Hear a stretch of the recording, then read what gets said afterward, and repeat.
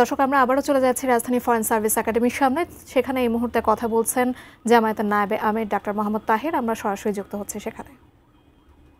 আমরা প্রথমে আমাদের ভিতরে দুটো আলোচনা ছিল যে দুটো প্যাকেজেই তারা গণভোটের ব্যাপারে ম্যাটেরিয়াল করে সেখানে পাঠাবে। আমরা বলেছি না, এটা ঠিক হবে না। আমরা যে সমস্ত বিষয়ে আমরা এক জায়গায় আসছি এবং এনসিসি সিদ্ধান্ত দিয়েছে সেই সবগুলোকে একটা প্যাকেজ করে একটা প্যাকেজের উপরে গণভোট অনুষ্ঠিত হবে। আপনারা জানেন যে বিএনপি শুরু থেকেই গণভোটের ব্যাপারে দ্বিমত পোষণ করছিল, কিন্তু শেষ পর্যন্ত তারা এই গণভোটে রাজি হয়েছে। বাংলাদেশ জামাত ইসলামের পক্ষ থেকে বিএনপিকে আমরা ধন্যবাদ জানাই এই জায়গায় গণভোটে এক হওয়ার জন্য। এখন গণভোট কখন হবে এই নিয়ে আবার কিছুটা আমাদের ভিতরে ডিফারেন্স আছে।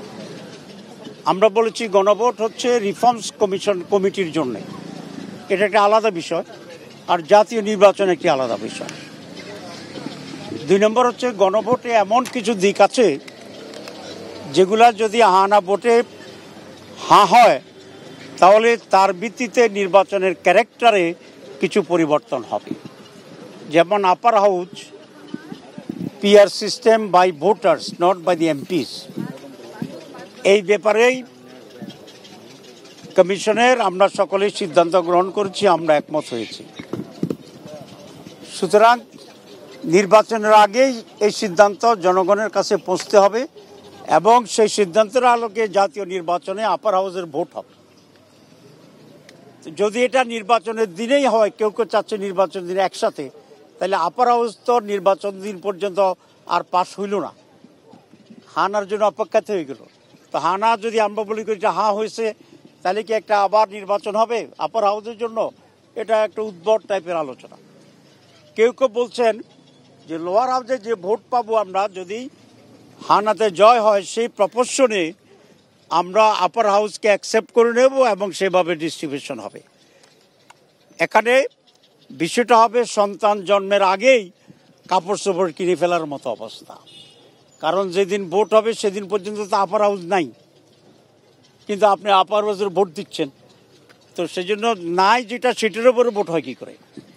রেট্রোস্পেক্টিভ যদি ইফেক্ট দিতে বলেন তাহলে সাংবিধানিকভাবে এখানে জটিলতা হইতে পারে। কারণ যেটা অস্তিত্ব নাই সেটার উপরে আগে ভোট, যেটা আমরা বলি গাড়ির আগে ঘোড়া জুড়ে দেওয়ার মতো অবস্থা, ঘোড়ার আগে গাড়ি জুড়ে দেওয়ার অবস্থা। তো সেই জন্য 2 সমস্যা হবে। একই দিন যদি হয় তাহলে বিএনপির লোকেরা মরিয়া হয়ে চাইবে ধানের শীষের ভোট বাড়ানোর জন্য। আমাদের জামাত ইসলামীর লোক বা অন্য দলের লোকেরা তার স্ব মার্কা জামাতের পাল্লা মার্কায় ভোট দেওয়ার জন্য যান চলে। ঐকমত্য কমিশনের ব্যালট আছে কি না এটা দলীয় লোকদের আর মাথায় থাকবে না, কারণ যে কোনোভাবে জিতে হারার প্রশ্ন আছে। আমরা তো ভোট করছি, ইলেকশনের দিন ক্যান্ডিডেটেরও মাথা ঠিক থাকে না, সমর্থক ভোটারদেরও মাথা ঠিক থাকে না। সেই জন্য যেটা হবে যে আইদার ভোট ধানের শীষ পাবে, নয় জামাত পাবে বা অন্য দল যারা তারা পাবে।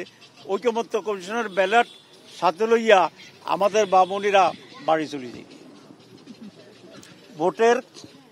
ভোট কাস্টিং হানা ভোটে একেবারেই অপ্রতুল হবে, কারণ সেই দিন এটার কোনো গুরুত্বই থাকবে না। আপনার এটা জিত হ্যাঁ হোক না জিতুক, এটা যারা ভোটার আসবে, প্রার্থী আসবে, কর্মীরা আসবে, এদের এটা কোনো দিন কনসার্নই থাকবে না।